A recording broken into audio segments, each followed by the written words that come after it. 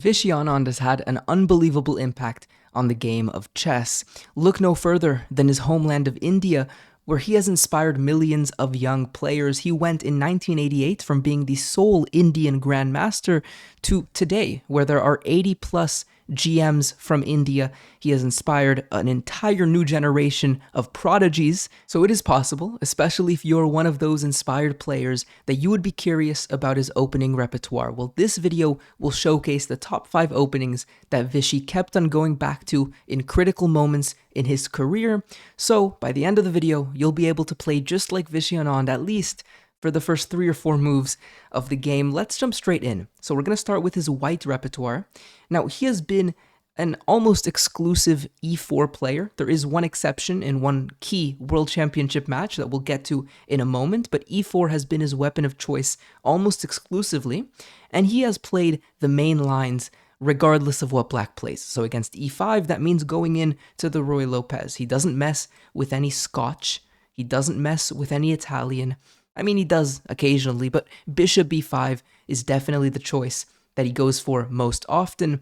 He actually plays this position with both colors, and he plays the Berlin in some cases of black with knight f6. Very often he plays for a6 and a later knight f6, and again he also plays this indeed as white, where he often castles here. Now, okay, the basic idea in the Ruy Lopez, at least for white, is to create a very strong central pawn formation with c3 and hopefully a d4 push later on. And as black, especially in these lines with a6, the main idea becomes playing for a quick b5, developing the bishop, sometimes to b7, but sometimes, in fact, continuing it with this expansion later on with knight a5 and c5, for example. So we get a really interesting, slower sometimes, but very strategical and deep game. And all the world champions have played the Ruy Lopez. It is such an essential opening that they all have played it, but to differing extents. And Anand is one of those players who definitely has relied on this weapon from both sides in the majority of his games with e4. So this is definitely something to keep in mind. It's a top level opening. All the players have played it, and Anand is certainly no exception. Now against c5, his repertoire is just as high level main lines. So he plays knight f3, and regardless, knight c6, he plays the open with d4, and with d6, he also plays the open Sicilian with d4, and after something like knight f6, knight c3, we get the main lines from Vishy, right? Again, he does not shy away from these highly theoretical situations. So against a6, he plays bishop e3, and he goes for sort of this English attack with knight obviously moving away from danger, but eventually f3 and queen d2, sometimes castling long in these positions, and a lot of times white is going for these g4, h4 ideas. Now, this is very consistent with what he plays against the dragon, which also is this bishop e3, f3, queen to d2, long castles, and this Yugoslav attack, as it's known, against black. So these are the main lines, super interesting and aggressive choices from white. He is not ready to give away his advantage by playing any of these c3 Sicilians or knight c3 Sicilians, which are totally fine as sidelines, but they don't, they're not as ambitious, certainly, as the open Sicilians. Right before we move on to the black pieces and what he plays with the black side, I want, for opening number 3, to look at something a little different. So I mentioned that he mostly plays e4, but there was one exception to that, which is the 2008 World Championship match against Kramnik, where he opened in the majority of the white games with d4.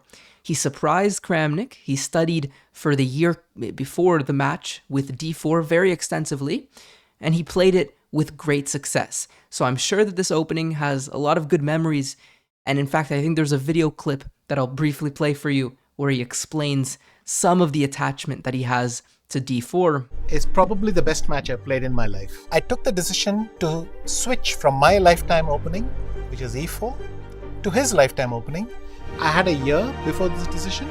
I then prepared myself and I played. I did not gamble.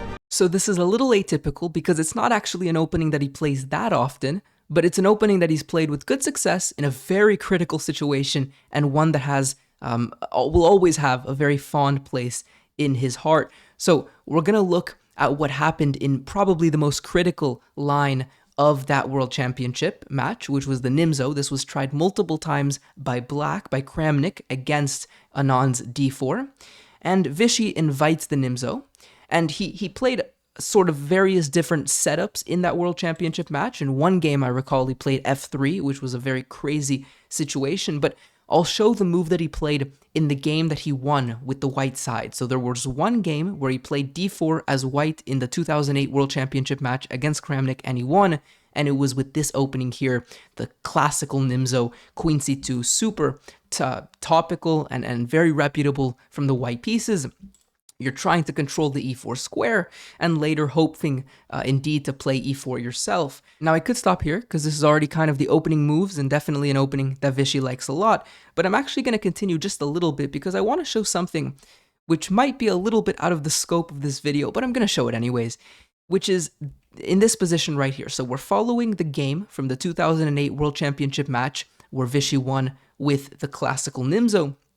And in a position like this, I think a lot of players would play the move e3, which is nothing wrong with the move e3. You want to develop and castle, and this very much plays into the stereotype of the d4 opening in general, which is that it's a bit more solid, a little bit more slow and positional, and less aggressive and tactical and exciting.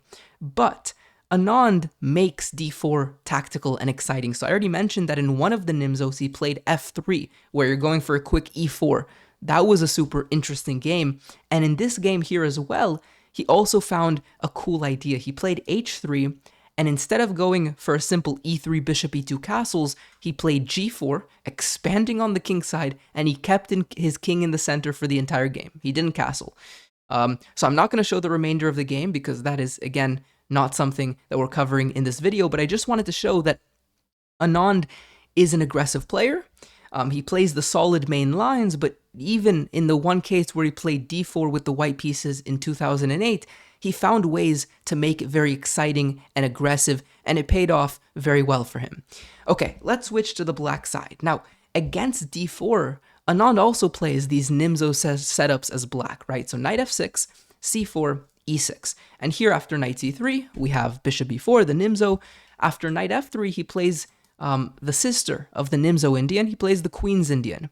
And these two setups don't only share half of their name, they're also very similar in their idea and in their plan. So the point, of course, is control over e4. So bishop b7 with the Queen's Indian, or bishop b4 pinning the knight in the Nimzo Indian.